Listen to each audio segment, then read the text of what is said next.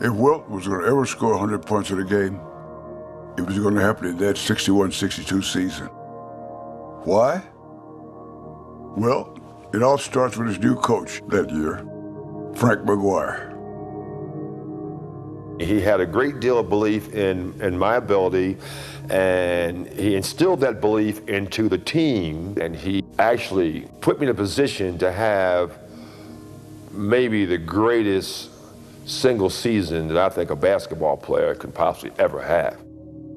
McGuire gave Wilt the key to the offense of this team. He gave him the key to the season. Said, go ahead, big fella, take it away. Let's see how high we can fly. And he starts throwing down these thunderbolts. He goes 48-25 the first game, 57, 32 rebounds the second, and then 53, 55, 43. Silly numbers, crazy numbers. Wilt spins around his defender and garners points 47 and 48. Frank McGuire had two rules. The offense always went through Wilt, and Wilt never left the floor. In an 80-game season, he played 79 complete games. He missed 8 minutes of one game because it got thrown out. Other than that, he played every moment of every one of those games. That was inconceivable to us. How the hell do you stay so strong all season? How do you avoid fouling out? How do you take a beating every night with guys pushing you, punching you, grabbing you, and come back the next night fresh as a daisy? How the hell do you do this, Wilt?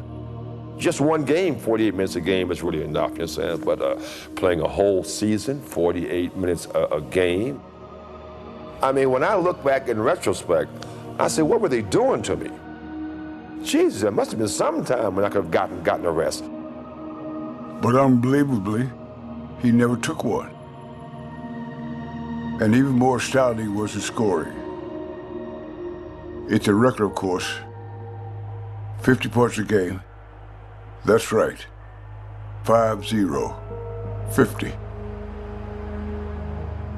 Man's averaging 50 points a game. He's averaging 50. A bad night is 44. He'd get 63. He'd get 70. I mean, miraculous things. We were in awe of what he was doing out there against the best players in the world. Chamberlain's 61-62 season, it almost looks cartoon-like in its dominance.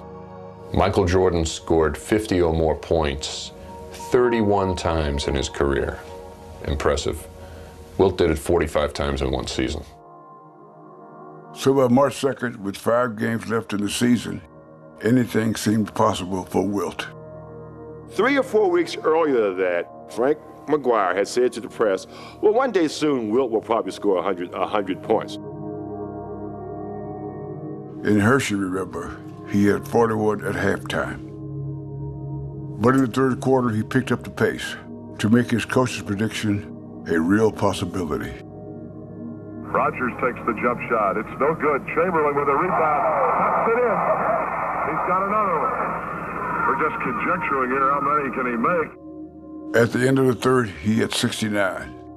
And as the fourth began, he wasn't about to slow down. Inside to Chamberlain. He's got it. Chamberlain has 75.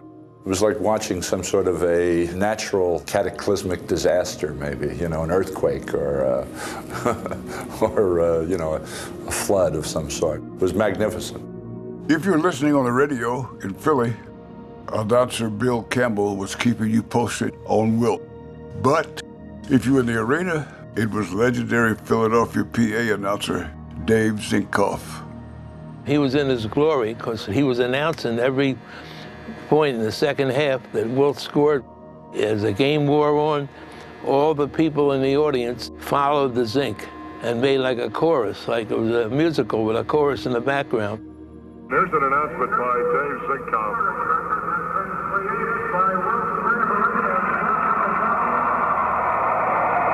On the PA, they're announcing the new record of 79, and during the announcement, Chamberlain goes right ahead through the announcement and makes a foul. He now has 81 points. Zinkoff is informing the Warriors. This is how how much further you need to go to get to the top of Everest. History being written tonight in Hershey. The big man has broken the record and he's gone for more. You know what's in the fans' mind? They're thinking of the magic number, 100. I do remember Zinkoff calling out every basket. And that's 82. And that's 83. And now it's starting to plug in here. But think about this. It's plugging in with all the Warrior people. It's also plugging in with all the Knickerbocker people. They're hollering, give it to Wilt. New York's got 3 men in front of him. Boy, they're belting Wilt around, too. He's got it now, and he bangs it in. He has 90 points. 90 points. Everything now is intensified. It's the moment that, everyone is now clear what's at stake. And now the Knicks are playing to defend their good name, or what's left of their good name. Because if this happens, they know this much, that 50 years later, they're still going to be talking about this. Remember how earlier in the game, Richie Guerin joked that the big fella's going to go for 100. Now it didn't seem so funny to old Richie. Richie Guerin is a tough character, and I have nothing but the highest respect for him, especially if he's waiting outside. As a U.S. Marine, he would take a step back from nobody, and he did not want to see Wilt score 100 points. Discussion now in the lane between Richie Guerin and Joe Rucklick. Guerin, who's really jabbering, they almost came to blows. The Knicks were 20 points behind during the last 3 or 4 minutes of the game, and they were freezing the ball. You don't see a team losing by 20 or 30 freezing the ball. The Knickerbockers just stalling for time, and they're booing the Knickerbockers. And while they were freezing it, we were fouling them so that we'd get the ball back. And then consequently, when we did get the ball back, they were trying to foul our guards before the ball would get into Wilt.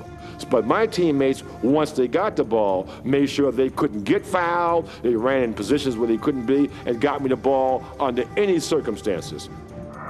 Larisi with the ball down the right side, passes to Chamberlain. He's open, he shoots, he scores. Chamberlain at 98. He's going for 1-0-0. It was time for the last steps up the mountain. 1 minute and 1 second to play. He has 98 points. Rogers throws long to Chamberlain. He's got it. He's trying to get up. He shoots. No good. The rebound, Luckenbill. Back to Chamberlain. He shoots up. No good. In and out. The rebound, Luckenbill. Back to Rucklick.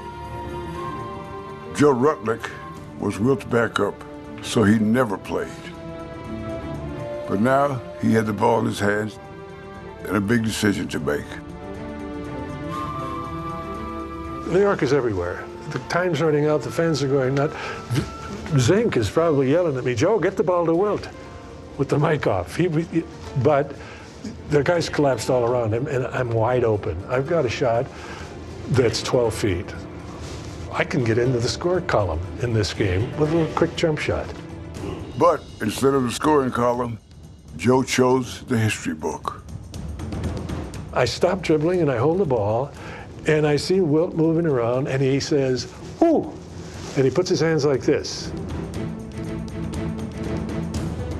He bumps a guy off of his hip, and there he is. I threw in the ball. Boom, the rest is history. To Rucklick, into Chamberlain. He made it!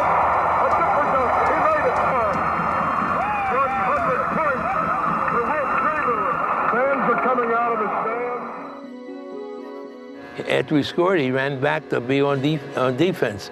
By the time he got in front of midcourt, the fans had already started coming out on the court. They stopped the game. People are running out on the court.